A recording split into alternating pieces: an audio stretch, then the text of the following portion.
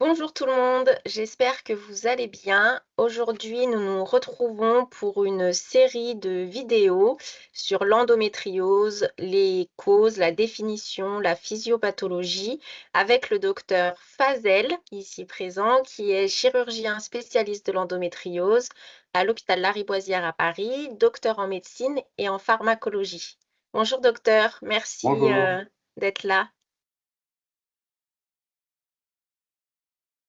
Ça me fait penser, bah, notamment à mon cas personnel où j'ai des douleurs neuropathiques, mais qui sont liées à des adhérences et on a souvent des questions sur les adhérences, donc dans mon cas post-chirurgical, mais visiblement l'endométriose, les lésions d'endométriose pourraient créer leurs propres adhérences. Qu'est-ce que c'est? Et effectivement, est-ce que ça participe à ce fouillis, j'ai envie de dire, de tout ce qui provoque la douleur? Alors, heu, quand je dis, justement, c'est important d'avoir fait de la cancérologie, quand on fait aussi de l'endométriose, mais aussi de la recherche en cancérologie quand on fait de l'endométriose.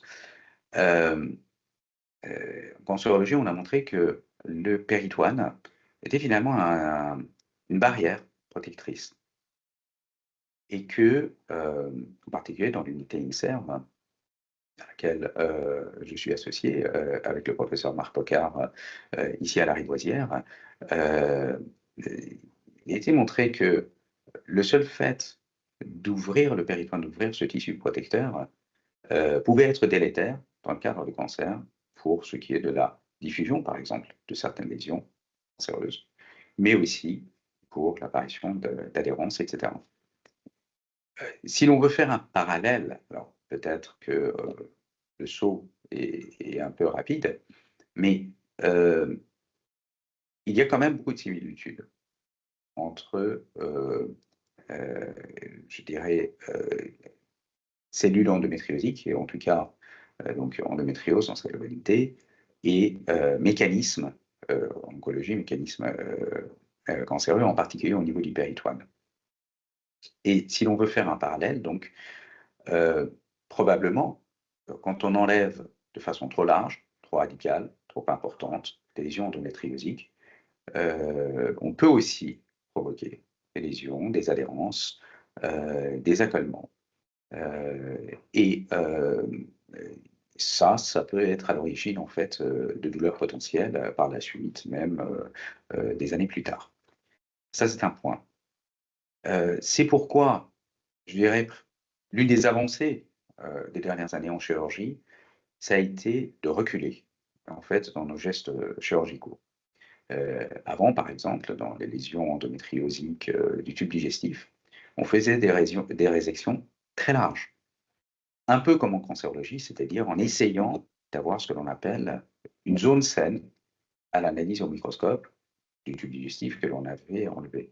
Aujourd'hui, on est beaucoup plus, restreint, on se restreint beaucoup plus, en fait, dans nos gestes et en particulier, par exemple, dans la chirurgie, digestive, dans la chirurgie de résection des lésions endométriosiques au niveau du tube digestif, où on va, dans la mesure du possible, faire le minimum en espérant avoir l'effet maximal. Par exemple, ne faisant que l'on appelle un shaving, c'est-à-dire en rasant la partie supérieure du tube digestif, voire en faisant de petites résections, au niveau du tube digestif, ce que l'on appelle des résections discoïdes, c'est-à-dire en fait, au niveau du tube digestif, on enlève juste une pastille superficielle et dans les cas extrêmes, bien sûr, on peut être amené à enlever un bout de tube digestif, mais là encore, dans la mesure du possible, on essaie de limiter ces, résections digestives, à, la partie où se trouvent, là où les lésions. Mmh. Donc, oui, la chirurgie peut être délétère, oui, la chirurgie peut, provoquer d'autres types de douleurs, par l'inflammation, par, les adhérences. La récidive ou la persistance des douleurs, 2 ans ou 3 ans après une intervention chirurgicale ne signifie pas forcément qu'il y a une récidive de la maladie. Ça, il faut bien Oui, le comprendre. oui. Beaucoup de patientes, en fait, au bout de quelques années, au bout d'1 ou 2 ans, en fait, viennent en disant: «Bon, voilà» et elles sont parfois même demandeuses d'une nouvelle prise en charge disant: «Je de nouveau les mêmes types de douleurs» et cetera. Or, il a été montré, heu, par des études précédentes que quand on réopérait certaines de ces patientes, on ne trouvait pas vraiment de lésions endométriosiques. Donc, non seulement il faut être limité dans nos gestes chirurgicaux à la base, mais aussi dans nos indications chirurgicales devant la persistance des douleurs au-delà d'un certain nombre de mois ou d'années. Oui, parce qu'effectivement, on a beaucoup de retours de malades qui sont opérés parfois 10, 15 fois. Donc parfois, il y a de l'endométriose qui se réactive au même endroit d'ailleurs ou à un autre endroit, hein, on n'a pas le détail médical nous. Mais effectivement, il y a des personnes qui sont, énormément opérées et après qui ont des séquelles en fait, dans la qualité de vie, qui sont très importantes. Donc ça, c'est un point, ouais, qui est important. Mais je pense que ça m'a donné une idée d'une autre vidéo sur les techniques opératoires. Donc, à voir pour plus tard. Et sur les adhérences non liées à la chirurgie. Est-ce que ça existe aussi? Comment ça fonctionne?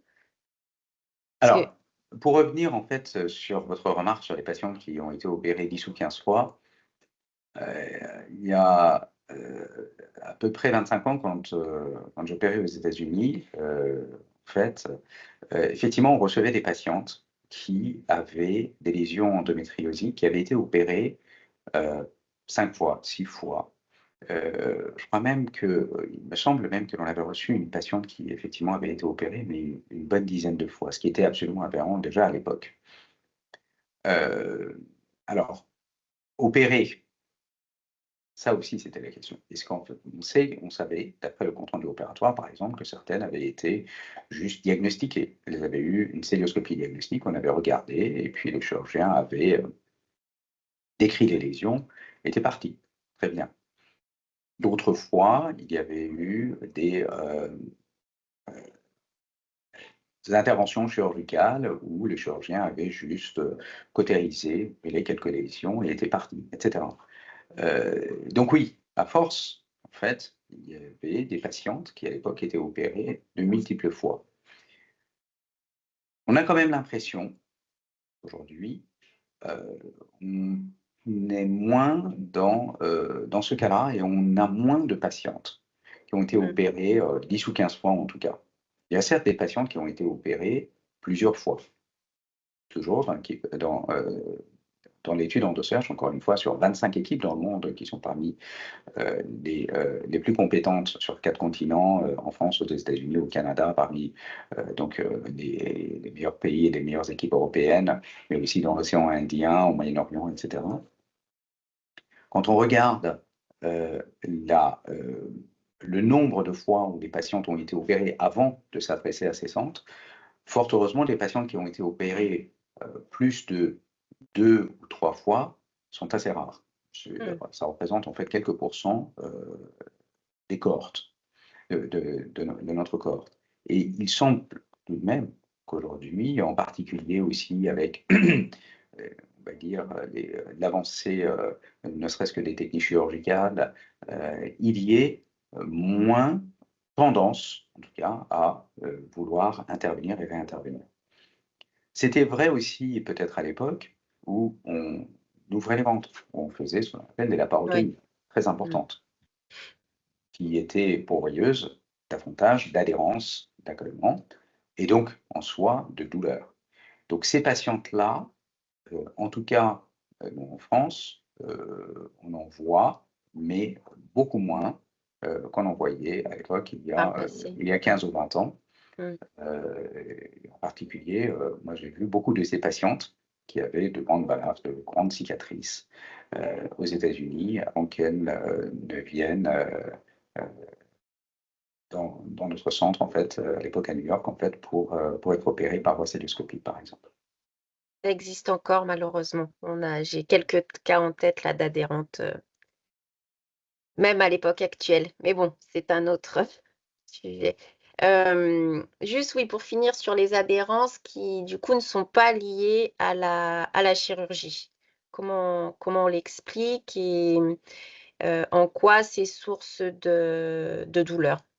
Parce que Alors, c'est ce qui nous intéresse le plus, les finalement. lésions endométriosiques, quand on regarde, par exemple, la cœlioscopie, donc en regardant, en fait, dès le début de l'intervention chirurgicale, on décrit les lésions. Toujours, en fait, cette, tendance, en fait, à vouloir Classification. classifier, voilà, exactement, et à vouloir décrire les lésions. Effectivement, l'une des premières choses qu'on trouve souvent dans des endométrioses sévères, lourdes, ce sont des adhérences, ce sont des accolements. Ce sont les lésions endométriosiques qui littéralement, en fait, collent, en particulier, par exemple, le tube digestif à l'arrière de l'utérus et à l'arrière du col de l'utérus, entre autres. Ce sont les endométriomes, donc les endométrioses ovariennes, pour faire simple, qui collent derrière la paroi de l'utérus. On appelle ça d'ailleurs en fait un terme un peu poétique de kissing ovaries, c'est-à-dire les ovaires en fait qui s'embrassent. Donc les deux ovaires qui normalement en fait sont libres vont venir s'accoler derrière l'utérus au niveau du utérus, au niveau de la partie postérieure de l'utérus. Donc ces adhérences-là, ces accolements en fait font partie intégrante en fait des lésions. Et l'une des D'accord. premières étapes, justement, l'une des premières étapes de l'intervention chirurgicale, c'est de défaire en fait ces adhérences. Donc, vous parliez éventuellement de faire des sessions spécifiques et des séances d'information spécifiques sur des modalités opératoires.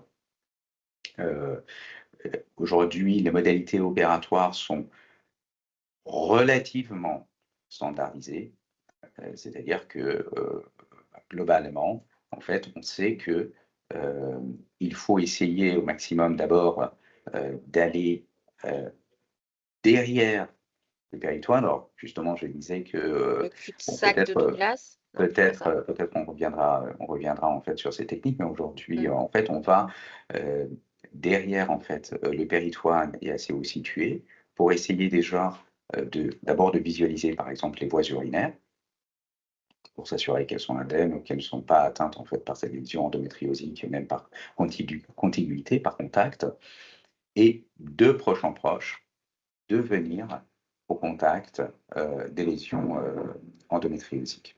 Alors je suis Des désolé, là adhérences. il y a une alarme en fait qui est partie, mais qui devrait s'arrêter. Ça c'est Ah, un je l'entends classique. pas de mon côté. Oui, vous ne l'entendez pas, bon tant mieux Non. pour vous. Et donc on peut libérer ces adhérences. Je pense que j'essaierai de trouver une image, c'est comme un filet en fait un peu blanc qui se répand, voilà entre les lésions, entre les organes et qui empêche la bonne mobilité de tout ça. Et est-ce que c'est un fait donc vous avez parlé pour les endométriomes, donc les lésions, les endométriomes et est-ce que dans le cas de l'adénomiose, il peut y avoir des adhérences? Alors, l'adénomiose par définition, ce sont les lésions endométriosiques qui sont au sein du muscle utérin. Mmh. Aujourd'hui, on a une description un peu plus précise des lésions d'adénomiose. Il y a ce que l'on appelle l'adénomiose interne, l'adénomiose ou l'adénomiose diffuse, par exemple, au sein du muscle, qui reste à l'intérieur du muscle. Et il y a un peu par extension ce que l'on appelle l'adénomiose externe. L'adénomiose externe, c'est en fait ce magma de tissus, de nodules endométriosiques, qui est plutôt sur le versant externe de l'utérus et qui, là, peut, et souvent même, être au contact en particulier du tube digestif. Alors, qui a commencé? Est-ce Ah! que c'est la lésion endométriosique qui s'est développée et qui a envahi le muscle utérin? Ou est-ce qu'à l'inverse, ce sont les lésions entre guillemets endométriosiques et l'adénomiose au niveau du muscle utérin qui se sont étendues au niveau du cul-de-sac, c'est-à-dire derrière l'utérus, et qui se sont étendues au niveau du tube digestif. Là, on est typiquement dans la La compréhension poule et de la l'œuf. physiopathologie, voilà, Mmh. et de l'évolution de la maladie. Mais c'est ce qui pourrait expliquer, qu'il y ait des douleurs, digestives, enfin des symptômes digestifs même en cas d'adénomiose, seule, sans autre type d'endométriose et aussi des douleurs neuropathiques. Je pense qu'on trouvera un moyen de mettre des planches anatomiques aussi parce que le cul-de-sac de Douglas dont vous venez de parler est proche des ligaments utérosacrés et des autres nerfs des racines sacrées et directement ou indirectement peuvent provoquer aussi des douleurs, notamment lombaires. Alors, plusieurs choses. Dans le cadre de l'adénomiose dite externe, c'est-à-dire en fait de ces lésions qui dépassent, qui débordent du muscle utérin et qui viennent au contact, par exemple, du tube digestif ou autre. On est un peu dans le schéma de l'endométriose qui est déjà externalisée, en fait, qui n'est plus tout à fait vraiment limitée au muscle utérin. Pour ce qui est de l'adénomiose, c'est-à-dire de l'endométriose, ou en tout cas de ces, voilà, de cette pathologie particulière en fait, qui touche le muscle utérin, il y a des études anatomiques qui sont faites sur la euh, vascularisation, bien sûr, mais aussi sur l'innervation de l'utérus. Et ça, c'est très intéressant, parce que l'innervation utérine était quelque chose qui, jusque-là, était assez complexe en fait à appréhender. Et il est probable que le seul fait d'avoir des lésions au niveau du muscle utérin, probablement du fait, encore une fois, de l'anatomie, c'est-à-dire de l'innervation au sein du muscle utérin, il est probable qu'il y ait un impact sur les douleurs. L'autre particularité, là par exemple, ce sont des Japonais qui ont des images très intéressantes en fait d'adénomiose avec de l'IRM dite dynamique, c'est-à-dire en fait de l'IRM un petit peu en vidéo, euh, qui montre que dans l'adénomiose, il y a des mouvements musculaires spasmodiques qui sont anarchiques. L'utérus, en Mm. fait, la paroi interne en fait de l'utérus, c'est du muscle. Et ce muscle a des mouvements tout à fait naturels. Sauf que dans l'adénomiose, il y a une distorsion Mm. de ces mouvements et il y a des mouvements anarchiques, en particulier les chercheurs et les cliniciens et les radiologues japonais, par exemple, ont bien montré. Ok. Oui. Bah oui, les mouvements anarchiques, les personnes concernées par l'adénomiose sont bien, enfin le vivent bien, ne serait-ce que par des hémorragies qui arrivent à n'importe quel moment, même en dehors du cycle, ou des saignements anarchiques, enfin, ou des contractions utérines. Oui, effectivement, quand on connaît un peu l'adénomiose, on visualise bien le concept, si je puis dire. Vous avez parlé de quelque chose. Je vais quand même vous poser la question maintenant avant d'oublier.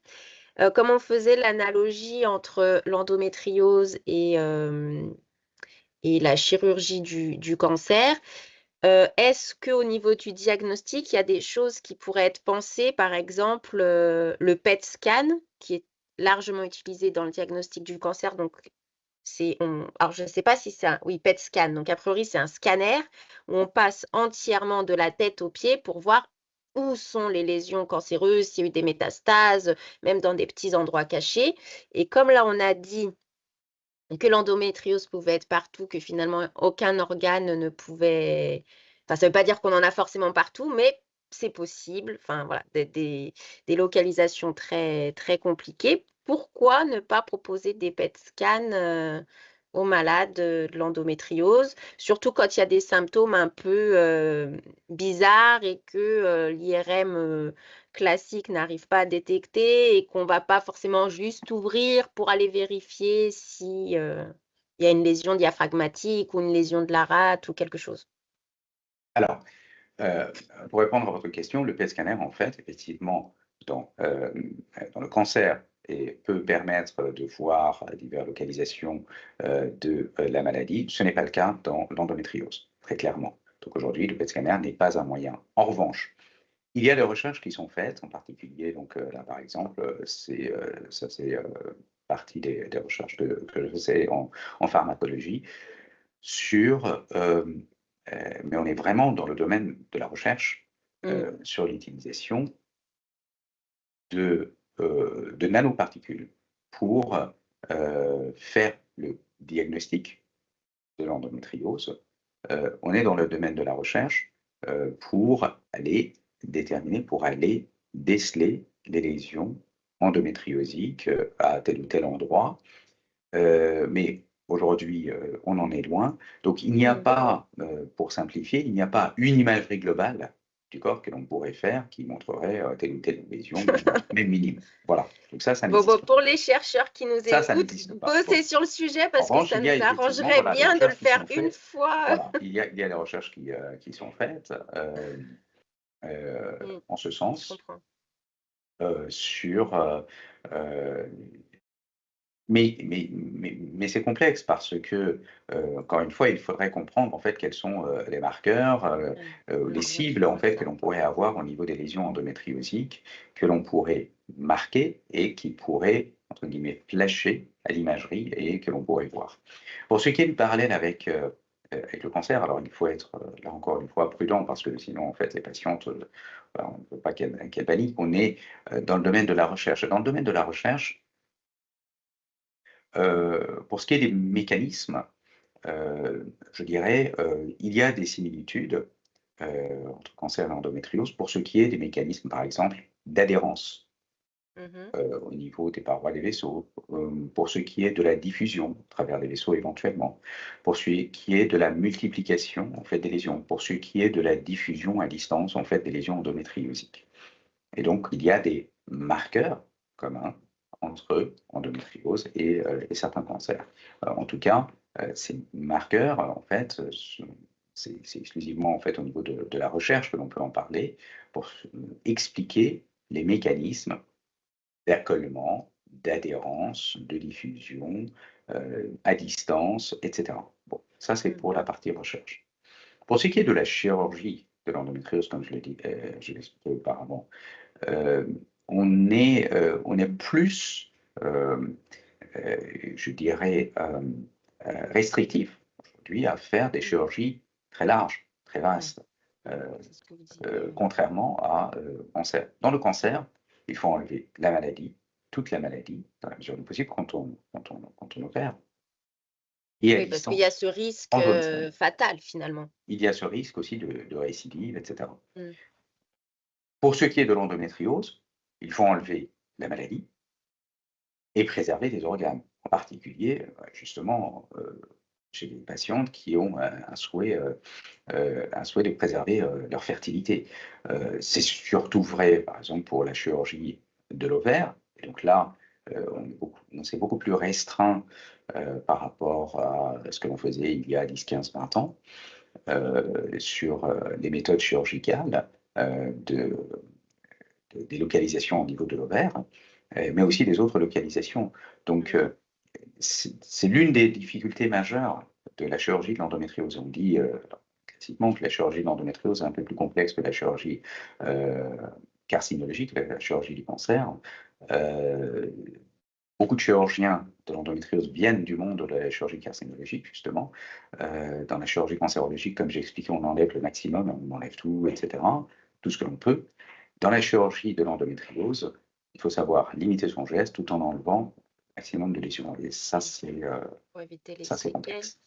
Et puis, Bon. je pense par exemple mais on fera une vidéo, je pense, sur la chirurgie, mais c'est intéressant comme débat sur les résections du rectum qui sont pas fréquentes, peut-être pas, mais qui existent quand même assez, oui, assez couramment quand même dans l'endométriose, où finalement l'âge des malades est beaucoup plus, enfin les malades sont beaucoup plus jeunes dans le cas de l'endométriose que c'est un cancer alors, qui existe dans toutes les couches de population, mais principalement chez les personnes âgées. Donc, il y a, en termes de qualité de vie après, pour une personne âgée, pour une jeune personne, 20, 30, même 40 ans, ça va pas être les mêmes impacts sur une personne qui est retraitée ou une personne qui doit continuer à travailler, la fertilité, tout ce que vous avez dit. Donc, peut-être ça aussi, ça vous complique un peu en tant que chirurgien. Alors, alors on va dire statistiquement, oui, bien sûr, l'endométriose touche les femmes essentiellement en âge de procréer,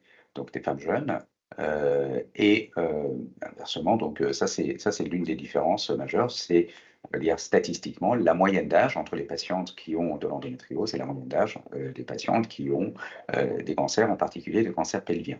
En particulier, voilà, le cancer de l'ovaire, l'âge moyen est bien plus élevé que l'âge moyen de l'endométriose, typiquement. De même, l'âge moyen des patientes qui ont un cancer d'endomètre est bien plus élevé que l'âge moyen des patientes qui ont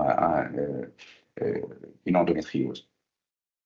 Pour ce qui est de l'impact de la chirurgie, l'impact de la chirurgie peut être important si on est très radical, que l'on ait 20, 30, 40 ou 50 ans, il faut que l'on soit conscient de ça. Mais bien sûr, dans l'endométriose, on se limite au strict minimum parce que, comme je le disais tout à l'heure, on n'est pas dans la même perspective que la chirurgie cancérologique. Dans la chirurgie cancérologique, même chez une femme jeune, et je dirais presque au contraire, chez une personne jeune, on veut vraiment qu'il y ait zéro récidive, on veut vraiment Oui, qu'on chance de ne survie risque pas maximale. la récidive de la pathologie. Dans le cadre de l'endométriose, on va traiter avant tout des symptômes. On va Eh oui. traiter en fait euh, on va essayer d'améliorer la qualité de vie. Mmh, mmh, mmh. Donc il y a cette balance à avoir entre la chirurgie radicale et l'amélioration de la qualité de vie. Mmh. Et il est vrai que quand on doit faire une chirurgie radicale, quand on doit vraiment enlever un bout de tube digestif parce qu'il y a plusieurs lésions majeures importantes en profondeur, etc., ben, on n'a pas le choix, il faut le faire. En revanche, quand on peut limiter son geste, et ça, c'est l'une des avancées, je dirais, de la chirurgie des dernières années, c'est la limitation. C'est en fait de se restreindre en tant que chirurgien à faire le minimum pour un bénéfice maximal. De même, quand on fait une résection digestive, parfois se pose la question de la mise en place d'une stomie, c'est-à-dire en fait d'une poche temporaire pendant plusieurs semaines ou quelques mois, en 2 mois en fait, pour mettre au repos le tube digestif et, cette stomie, donc, qui n'est pas très agréable, parce Mmh. que c'est une poche, en fait, que l'on a en permanence au niveau de la peau et qu'il faut entretenir. Eh bien, aujourd'hui encore, la question se pose sur le caractère systématique de la mise en place, en fait, de cette poche et il y a des équipes qui se restreignent, ne font quasiment jamais de stomie. Avant, on pensait que, voilà, c'était quelque chose qu'il fallait faire assez systématiquement, mais là encore, c'est l'une des avancées, probablement des dernières années, c'est que l'on est, on se restreint davantage à, mettre en place, en fait, ces poches et ces stomies en cas de résection digestive et il y a des indications très particulières et tout ça fait l'objet de Recherche. débats en fait dans le cadre de, nos réunions de concertation Ah oui, pluridisciplinaire oui. et ce sont des décisions, que l'on prend, généralement, en amont de l'intervention, avant l'intervention, en expliquant bien sûr aux patientes qu'il y a toujours un risque pour qu'il y ait, la mise en place en fait de cette stomie, mais que, ce risque est, plus ou moins calculé en fonction de la localisation, de la profondeur, mais aussi de l'association de lésions endométriosiques au niveau du tube digestif, derrière l'utérus, au niveau du vagin, et cetera et en fonction des gestes que l'on fait. Mmh. Et vous avez, parlé de quelque chose de très important, donc les réunions pluridisciplinaires entre les différents, médecins chirurgiens et l'information aux patientes sur le risque de stomie, mais toutes les effectivement, en pourcentage, je pense que c'est assez minime les personnes qui ont une stomie, mais sur les risques, tout ce qu'on a évoqué avant, des chirurgies, que les patients puissent bien être informés, puisque le but, va être de traiter les symptômes et pas forcément les lésions. Dans les symptômes, je reprends mon petit récap que j'utilise d'habitude pour les interventions. Donc vous me dites si j'ai tout bon. Donc on a les dysménorrhées intenses, donc les douleurs au moment des règles qui sont pas soulagées par des antalgiques, classiques, type Doliprane, Spasfon, Antadis. Donc quand, ça continue à être intense malgré un traitement de base, bon là, commencer à s'alerter quand même sur ce symptôme-là. Les douleurs pelviennes, un peu plus généralisées et pas forcément qu'au moment des règles, donc qui deviennent un peu, chroniques. On a aussi beaucoup de retours sur les douleurs au moment de l'ovulation. La fatigue chronique revient énormément et c'est parfois même le plus difficile à gérer parce que finalement, il n'y a pas forcément de traitement pour la fatigue, pour ça. On a beaucoup parlé des troubles digestifs, des troubles urinaires, quand c'est plus la vessie ou les uretères qui sont concernés. Vous l'avez dit aussi, les douleurs pendant les rapports avec pénétration, donc les dyspareunies profondes. Douleurs dorso-lombaires et des membres inférieurs, donc c'est ce qu'on a un peu expliqué avec les douleurs neuropathiques, alors soit directes, soit indirectes parce qu'elles sont projetées et cetera. Les saignements, bon, ça effectivement plutôt dans le cas de l'adénomiose, mais ça peut être très handicapant aussi. Et puis, l'infertilité, mais qui finalement ne concernerait qu'à peu près un tiers des patientes, qui n'est pas aussi répandu que ce qu'on pourrait le penser. Et puis après, il y a d'autres symptômes, vous l'avez dit, les douleurs à l'épaule, les douleurs dorsales plus hautes. Effectivement, après, s'il y a des localisations, vraiment extraordinaires dans le sens, qui ne sont pas courantes, oui, il va y avoir d'autres types de symptômes. Et puis, en tout cas, nous, chez Justice Endométriose, on a fait une petite, évaluation en interne, alors qui n'a pas de valeur scientifique, mais quand même parmi nos adhérents, nos adhérentes, on a, 40 à peu près, 38-39 de malades qui sont en polypathologie.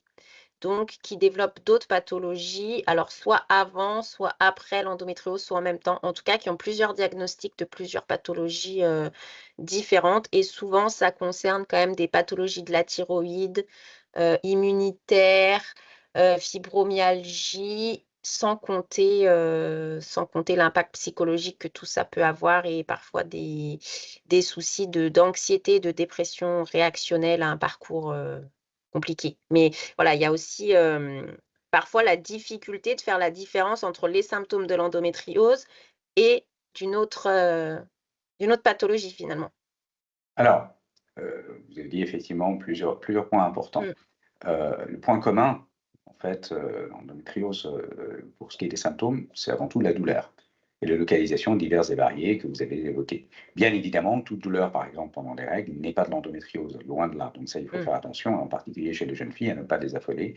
Et toute douleur n'est pas de l'endométriose, d'où la difficulté d'ailleurs du diagnostic véritable et de poser en fait un nom sur on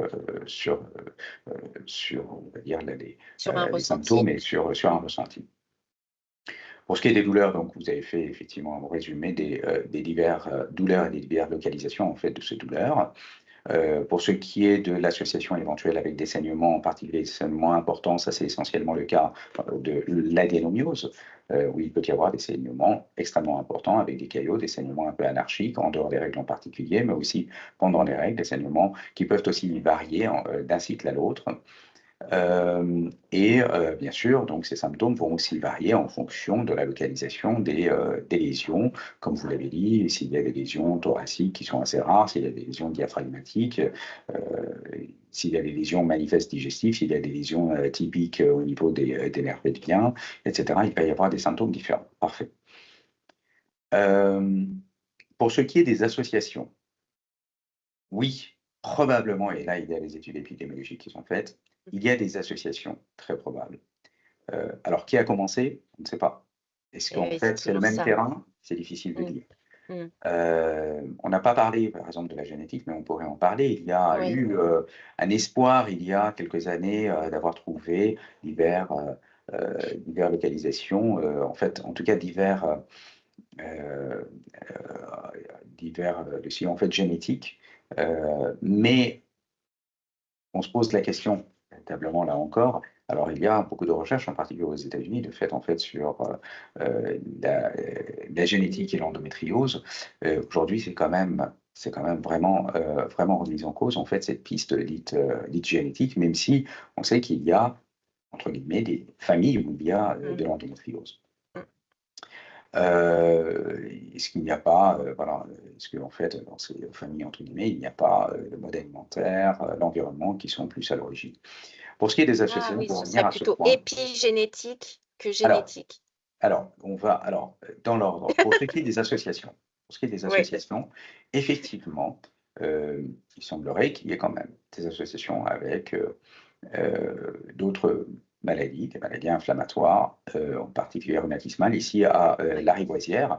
Alors, on a un biais de recrutement, certes, Oui. On a un excellent service de rhumatologie, donc de maladies qui concernent les articulations, les os, les muscles.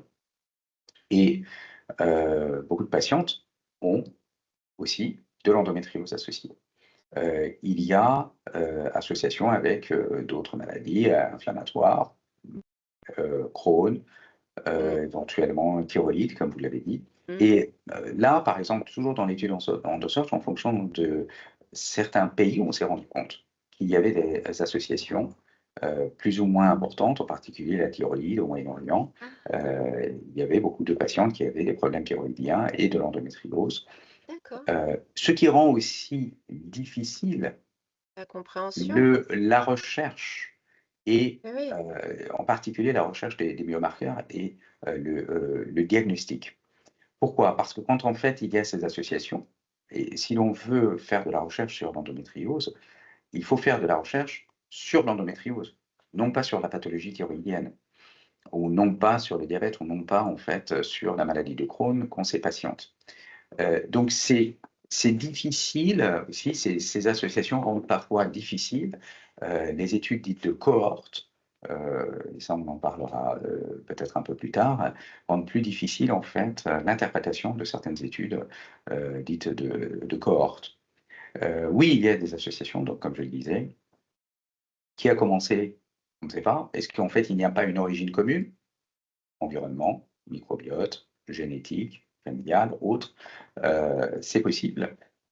Mais c'est un champ de recherche extrêmement intéressant et Mmh. en particulier, en France, on a des chercheurs en fait, sur l'endométriose et sur l'épidémiologie, de l'endométriose, Ouais. en particulier avec, Marina Kroskov à l'INSERM, qui fait, voilà, qui fait, d'excellentes recherches en fait, sur ce sujet.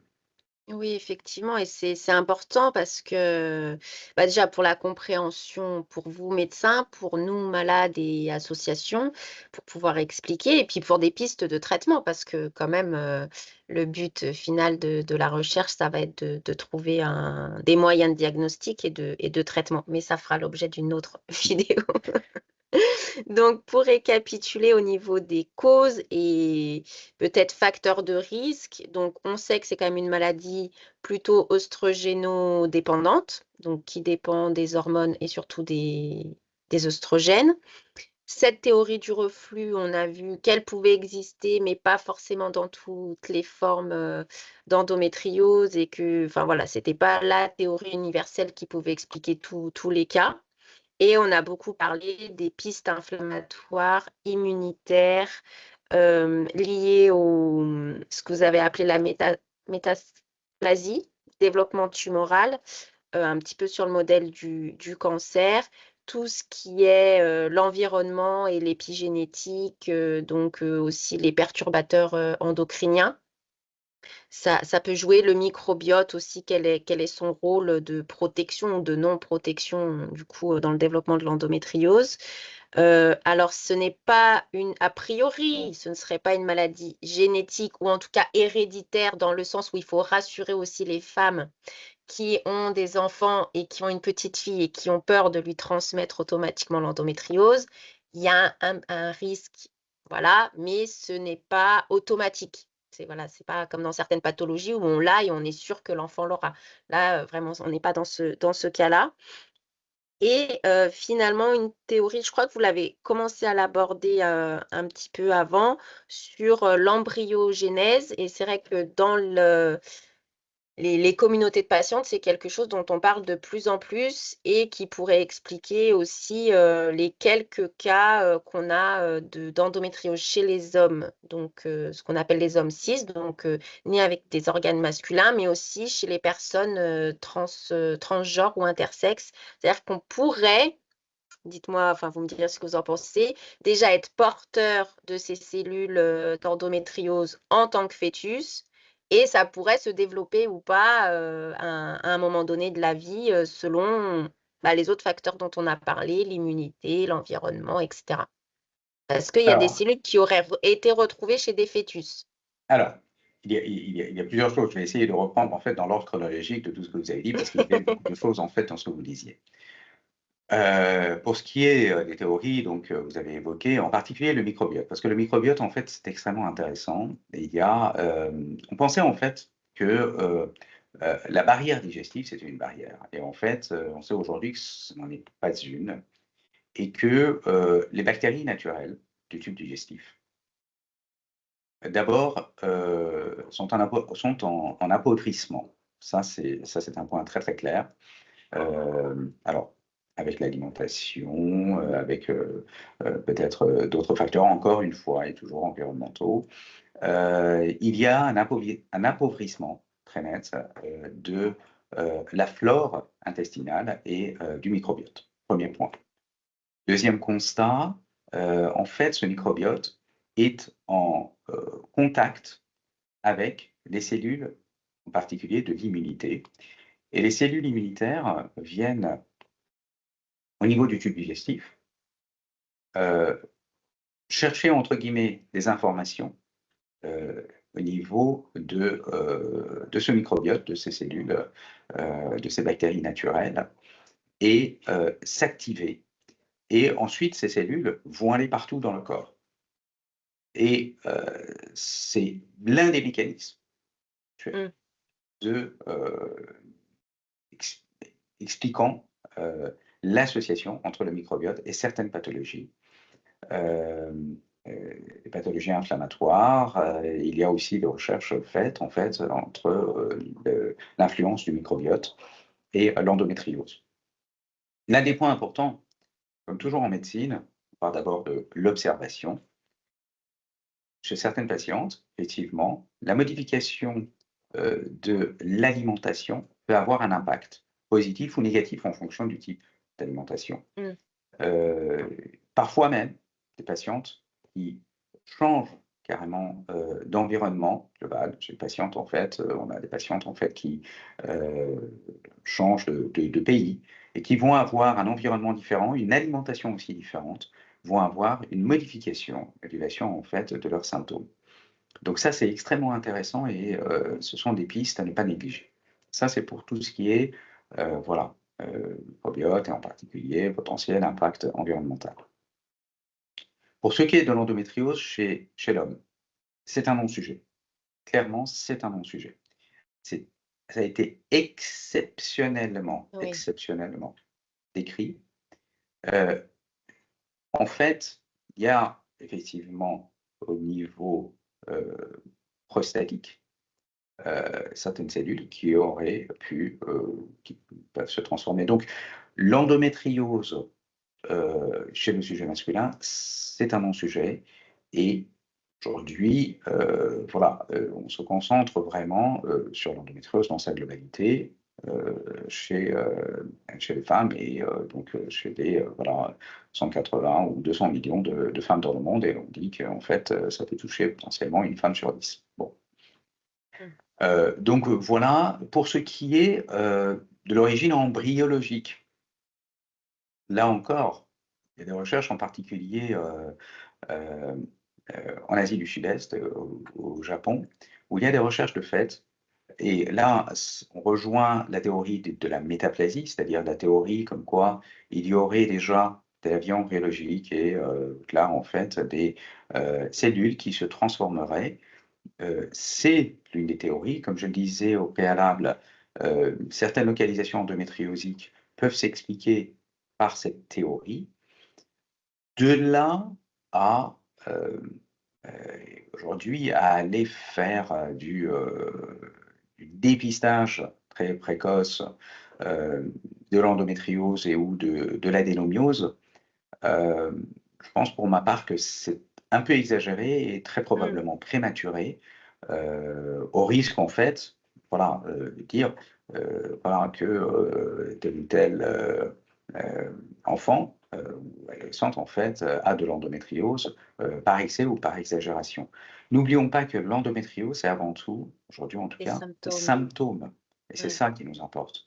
Mmh. D'accord? Plus que des images et tout le reste, en fait, est pour l'instant du domaine de la recherche. Donc il OK. faut, encore une fois, modérer les choses. Tout le reste, c'est du domaine de la recherche, en particulier l'origine embryologique, voilà, qui est débattue. Mmh. Et comme vous l'avez D'accord. dit, oui, il n'y a